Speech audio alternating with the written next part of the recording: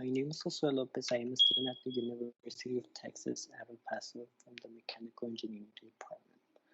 Today I'm going to present to you my first project for my statics class CRN 1321. What is this project about? For this project we have to choose a structure in our community and determine how it would react against El Paso's highest wind speed recorded. The structure I chose for this project was a traffic light next to a grocery store near my house.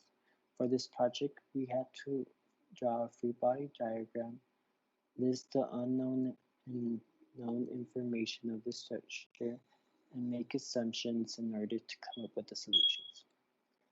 My first assumption was that the vertical pole is around 480 pounds. The height of the vertical pole is around 14 feet, and the weight of the horizontal post is around 200 pounds. The height of the horizontal pole is 16.5 feet, and I also used an air density of 1.229 kilograms. My free body diagram consists of many parts. The posts and the traffic light marked as yellow lines, followed by the forces marked in red. The forces are the weight of the poles and the lights.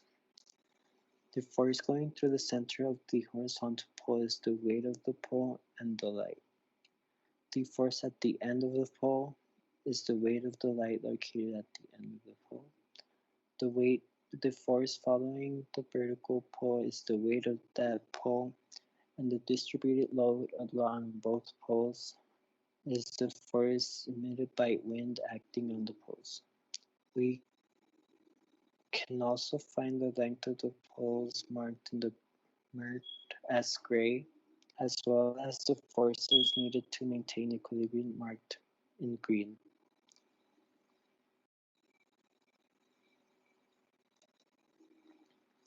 Next are our knowns and unknowns. Our knowns are basically our assumptions, which is the height of the pole. The vertical pole is 14 feet. The weight is 480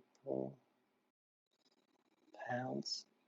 And the length of the horizontal pole, which is perpendicular to the vertical pole, is 16.5 feet, and its weight is 200 pounds.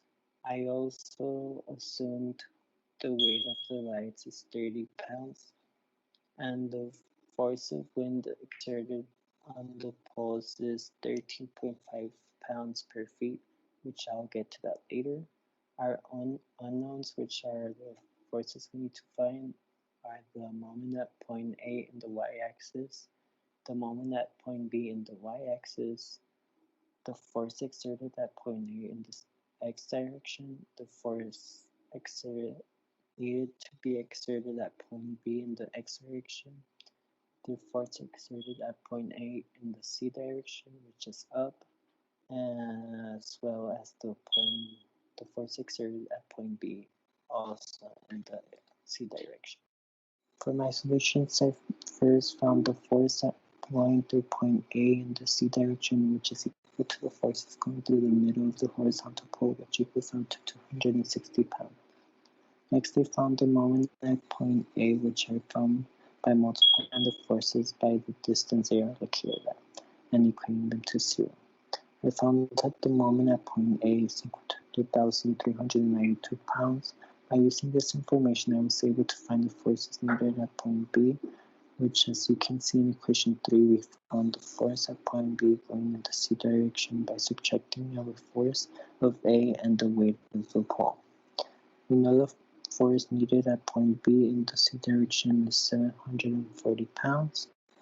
In equation number 4, we can see the moment at point B, which is equal to the moment at point A, which is 2,392 pounds. The formula I used to find the distributed load emitted by wind is 1/2 PB squared times A. P is the density of air, B is the velocity of wind, which I had to turn into meters per second, and A is the area, which I used 1 meter squared. I then had to transfer my answer from newtons to pounds and found the forces needed by multiplying the load by the length of the poles As you can see in equation 5 and 6, we found that f of a of x is equal to 2,169.75 pound-foot.